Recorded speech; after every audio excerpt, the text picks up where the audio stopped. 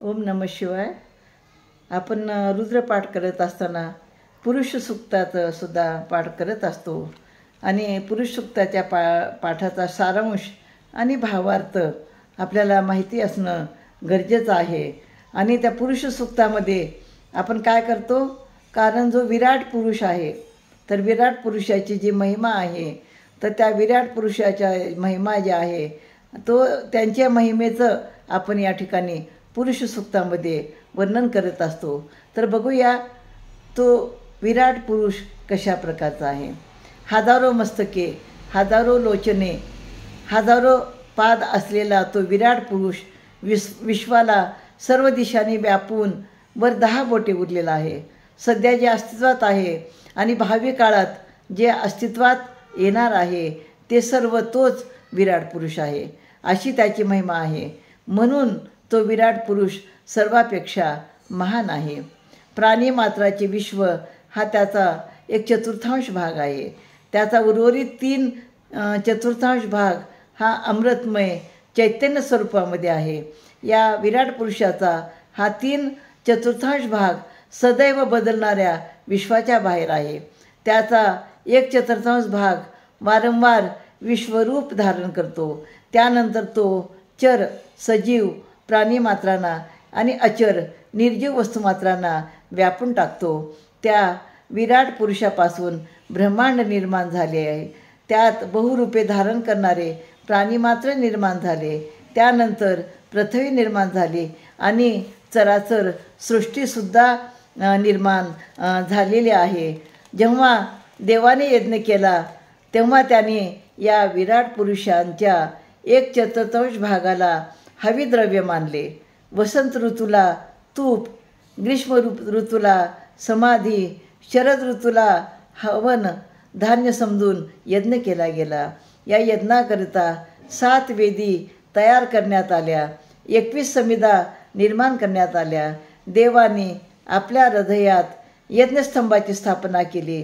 त्या विराट पुरुषाच्या 1/4 भागाला व स्तंभाला बांधले आणि यज्ञात त्याची आहुती दिली. स्वर्गातील देवाने व ऋषींनी त्यांच्या आहुतीने यज्ञ केला. त्या यज्ञापासून दही तूप निर्माण झाले. हवे जन्मणारे जीवजंतू, जंगली प्राणी, पाळीव प्राणी यांची सृष्टी निर्माण झाली. सर्व सृष्टीने परिपूर्ण अशा यज्ञापासून ऋग्वेद आणि सामवेदच्या ऋचा म्हणजे मंत्र निर्माण झाल्या. त्यांच्यापासून छंद उत्पन्न झाले आणि त्या छंदापासून यजुर्वेदाचे मंत्र अस्तित्वात आले. त्या यज्ञापासून घोडे निर्माण झाले. तसेच गायी, शेळ्या, मेंढ्या जन्माला आल्या. प्रजापतीच्या प्राणरूपी देवाने यज्ञ केला. त्यावेळी विराट पुरुषाच्या विविध अवयवाबद्दल विचार केला. त्यांच्या मुखापासून ब्राह्मण उत्पन्न झाले. त्यांच्या बाहूपासून क्षत्रिय निर्माण झाले. त्याच्या मांड्यापासून वैश्य निर्माण झाले आणि त्यांच्या पायापासून शूद्र निर्माण झाले. या विराट पुरुषाच्या मनापासून चंद्र उत्पन्न झाला.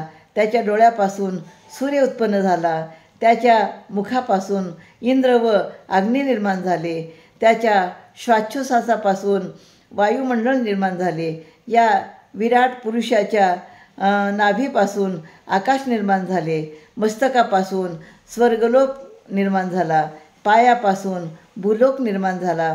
कानापासून दिशा उत्पन्न झाल्या. अशा प्रकारे 3 लोक निर्माण झाले.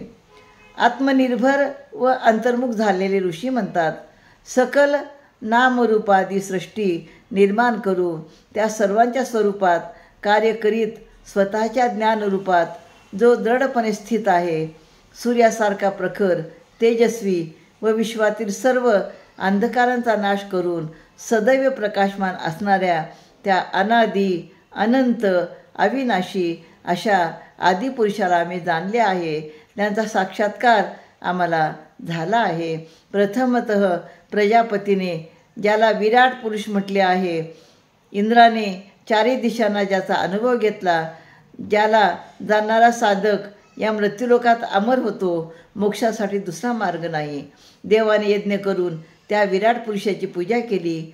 तो यज्ञधर्म म्हणजे समर्पण भाव.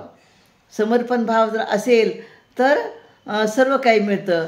जगात सर्वश्रेष्ठ कर्तव्य ठरली. पूर्वीचे यज्ञ करते देव विराट पुरुषाचे साधक असणारे जेथे राहतात तो स्वर्ग होय. अशा प्रकारे यज्ञ करणारे सरस्वाता होम करून इतरांचे जीवन फुलविणारे महात्मे तो स्वर्ग मिळवतात.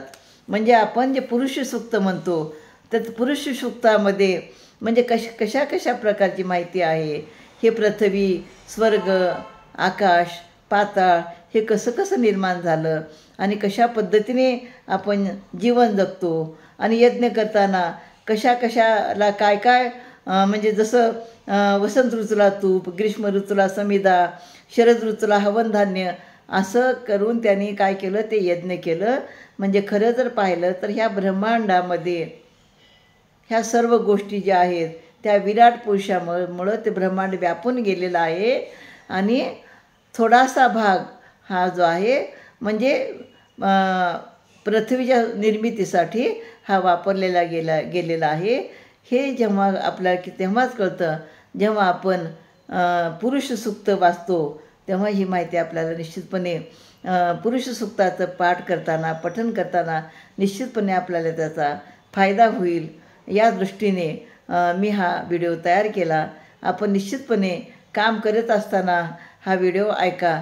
म्हणजे संस्कृतमध्ये जेव्हा आपण पुरुष सूक्त पठण करतो तेव्हा आपल्याला त्या मंत्रोच्चारासोबतच अर्थ जर माहिती असेल तर ते आपल्या हृदयापर्यंत जाईल आणि आपली पूजा निश्चितपणे ईश्वरापर्यंत जाईल असं मला या ठिकाणी वाटतं.